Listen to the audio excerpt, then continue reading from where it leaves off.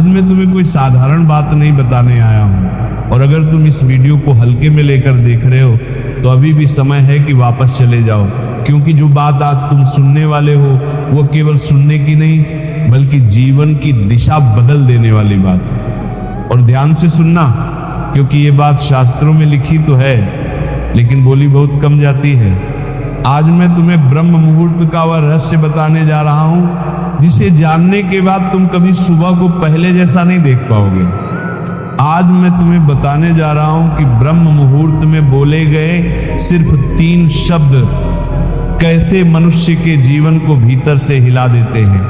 कैसे वही मनुष्य जो वर्षों से मेहनत कर रहा है लेकिन परिणाम नहीं पा रहा, वही मनुष्य जो पूजा करता है लेकिन मन शांत नहीं होता, वही मनुष्य जो भगवान से शिकायत करता रहता है कि मेरी सुनवाई क्यों नहीं होती, वही मनुष्य इन 3 शब्दों को सही समय पर सही भाव से बोल दे तो उसका जीवन धीरे धीरे नहीं बल्कि अंदर से पलटना शुरू हो जाता है। लेकिन ध्यान से सुनना, ये कोई मंत्र नहीं है, ये कोई तंत्र नहीं है, ये कोई चमत्कारिक टोटका नहीं है, ये आत्मा की पुकार है।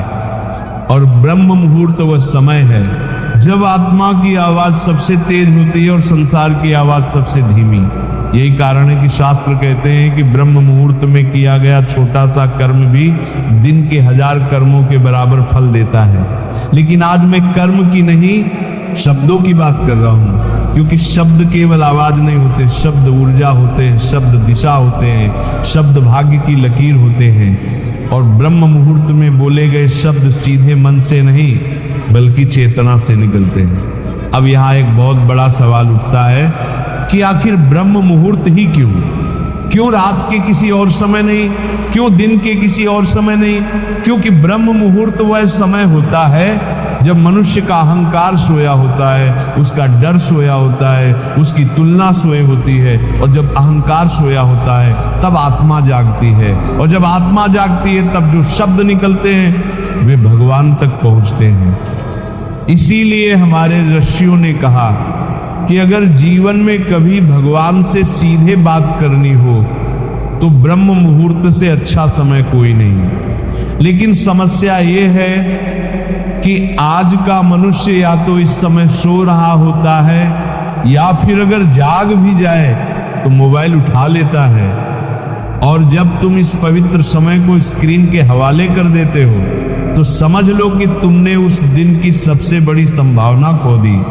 इसलिए आज मैं तुम्हें बताने जा रहा हूं वे 3 शब्द। लेकिन उससे पहले एक बात समझ लो, ये वीडियो अंत तक देखना जरूरी है, क्योंकि अगर तुमने सिर्फ शब्द सुन लिए और भाव नहीं समझा तो कोई लाभ नहीं होगा, और अगर तुमने भाव समझ लिया तो शब्द अपने आप तुम्हारी जुबान पर आ जाएंगे। अब ध्यान से सुनना, क्योंकि पहला शब्द केवल शब्द नहीं है, वो स्वीकार है। दूसरा शब्द केवल शब्द नहीं है, वो समर्पण है। और तीसरा शब्द केवल शब्द नहीं है, वो प्रार्थना है।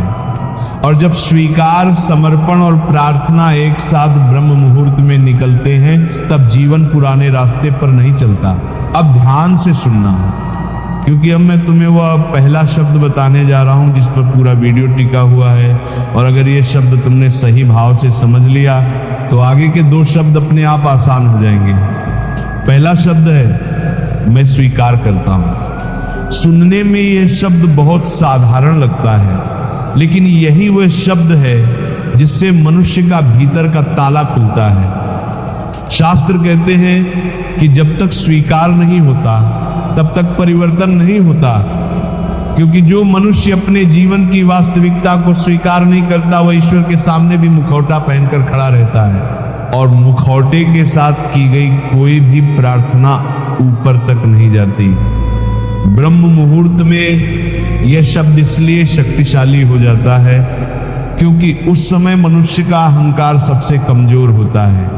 उस समय तुम्हारे भीतर का वह झूठा आत्मविश्वास सोया होता है जो दिन में कहता है कि मैं सब संभाल लूंगा, मुझे किसी की जरूरत नहीं, सब ठीक चल रहा है, जबकि भीतर से सब बिखरा होता है। ब्रह्म मुहूर्त में जब तुम आंख खोलते हो तो मन बहुत कच्चा होता है, बहुत सच्चा होता है, और उसी समय अगर तुम भगवान के सामने ये कह पाओ कि हे प्रभु मैं स्वीकार करता हूँ तो समझ लेना कि तुमने जीवन की सबसे कठिन साधना शुरू कर दी है, क्योंकि स्वीकार करना सबसे कठिन होता है। स्वीकार करना कि मैंने गलत निर्णय लिए, स्वीकार करना कि मैंने कई बार अपने अहंकार में रिश्ते तोड़े, स्वीकार करना कि मैंने मेहनत तो की लेकिन दिशा गलत थी, स्वीकार करना कि मैं दूसरों को दोष देता रहा लेकिन खुद की गलती देखने से डरता रहा।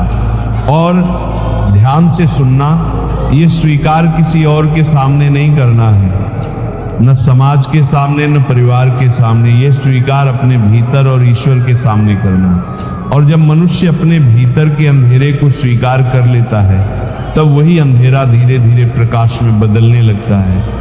यही कारण है कि कई लोग कहते हैं कि ब्रह्म मुहूर्त में उन्हें बिना कारण रोना आ जाता है, बिना कारण आंखें भर आती हैं और वे डर जाते हैं कि ये कमजोरी है। लेकिन नहीं, वो कमजोरी नहीं, वह आत्मा की सफाई है।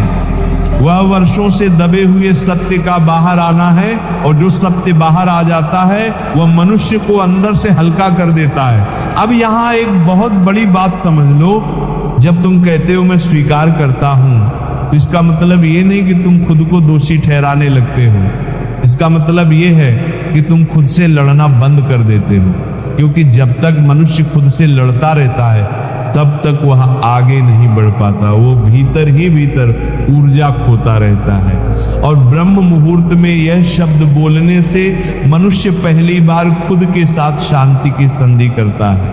वो कहता है कि हाँ, मैं जैसा हूं वैसा हूं, मैंने गलतियां की हैं लेकिन अब मैं उन्हें छिपा नहीं रहा, अब मैं उन्हें स्वीकार कर रहा हूं। और शास्त्रों में साफ लिखा है कि ईश्वर से ज्यादा कठोर न्यायाधीश कोई नहीं, लेकिन उससे ज्यादा करुणामय भी कोई नहीं। और करुणा उसी पर उतरती है जो सत्य के साथ खड़ा हो। इसीलिए ये पहला शब्द बहुत जरूरी है, क्योंकि अगर तुम सीधे मांगने लग जाओगे, सीधे समर्पण की बात करने लग जाओगे, लेकिन भीतर से झूठे रहोगे, तो वह सब दिखावा बन जाएगा। और दिखावे से जीवन नहीं बदलता, जीवन बदलता है ईमानदारी से। और ब्रह्म मुहूर्त की ईमानदारी दिन के किसी और समय संभव नहीं होती, क्योंकि दिन में मन 100 बहाने ढूंढ लेता है, लेकिन सुबह के उस पवित्र समय में बहाने चुप रहते हैं और सच बोलता है। इसीलिए जब तुम रोज इस शब्द को बोलोगे तो धीरे धीरे तुम देखोगे कि तुम्हारी सोच साफ होने लगी है, तुम्हारे निर्णय तेज होने लगे हैं, तुम्हें यह समझ आने लगेगा कि कहां तुम खुद को धोखा दे रहे थे। और ध्यान से सुनना, यही वो क्षण होता है जहां से जीवन की दिशा बदलती है, क्योंकि जो मनुष्य अपने दोष स्वीकार कर लेता है वो सुधार के रास्ते पर अपने आप आ जाता है, उसे कोई धक्का देने की जरूरत नहीं पड़ती। और यही कारण है कि ये पहला शब्द बाकी दो शब्दों की नींव है। अगर नींव कमजोर होगी तो ऊपर की इमारत खड़ी नहीं होगी। इसीलिए इस शब्द को हल्के में मत लेना। इसे सिर्फ बोलना नहीं है, इसे महसूस करना है, इसे अपने भीतर उतरने देना है। और जब तुम ये कर लोगे तभी तुम दूसरे शब्द के योग्य बनोगे। अब ध्यान से सुनना, क्योंकि अब हम उस शब्द पर पहुंच चुके हैं जहां से अधिकतर लोग रुक जाते हैं, डर जाते हैं, या फिर इस शब्द को गलत समझ लेते हैं। दूसरा शब्द है मैं समर्पित हूं। और याद रखना, ये शब्द सुनने में जितना सरल है जीवन में उतना ही कठिन, क्योंकि स्वीकार करना आसान है लेकिन समर्पित होना कठिन। स्वीकार करने में तुम ये मान लेते हो कि मैंने गलतियां की हैं, लेकिन समर्पण में तुम ये मान लेते हो कि अब मैं अपने अहंकार से आगे नहीं चलूंगा, अब मैं केवल अपनी बुद्धि को ही अंतिम सत्य नहीं मानूंगा। और ध्यान से सुनना, यहीं से मनुष्य का संघर्ष शुरू होता है, क्योंकि मनुष्य भगवान पर भरोसा तो करना चाहता है लेकिन नियंत्रण अपने हाथ में ही रखना चाहता है। वो कहता है कि भगवान आप मदद करो, लेकिन जैसा मैं चाहता हूं वैसा ही होना चाहिए। और यही सबसे बड़ा टकराव है, क्योंकि जहां शर्त होती है वहां समर्पण नहीं होता, वहां सौदा होता है, और सौदे से कभी शांति नहीं मिलती। ब्रह्म मुहूर्त में जब तुम कहते हो हे प्रभु मैं समर्पित हूं, तो इसका अर्थ ये नहीं कि तुम कर्म करना छोड़ दोगे, इसका अर्थ ये नहीं कि तुम जिम्मेदारी से भाग जाओगे, इसका अर्थ ये है कि अब तुम परिणाम की चिंता छोड़ रहे हो, अब तुम ये मान रहे हो कि मेरा काम है प्रयास करना, दिशा तय करना नहीं, क्योंकि दिशा वही तय करता है जो पूरी तस्वीर देख सकता है, और मनुष्य पूरी तस्वीर नहीं देख पाता, वह केवल आज देखता है, केवल अभी देखता है, जबकि ईश्वर तुम्हारे आज के साथ साथ तुम्हारा कल और आने वाली पीढ़ियों तक देखता है।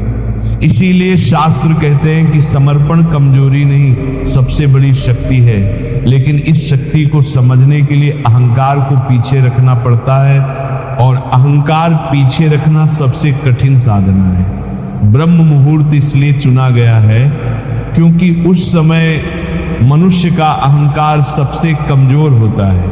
उस समय तुम्हारा नाम, तुम्हारा पद, तुम्हारा पैसा, तुम्हारी तुलना सब सोया होता है, और जब ये सब सोए होते हैं तभी तुम सच्चे अर्थों में ये कह पाते हो कि मैं समर्पित हूं। अब एक बात बहुत साफ समझ लो, समर्पण का अर्थ ये नहीं कि तुम दुखों को बुलावा दे रहे हो। समर्पण का अर्थ ये है कि अब तुम दुखों से लड़ने की जगह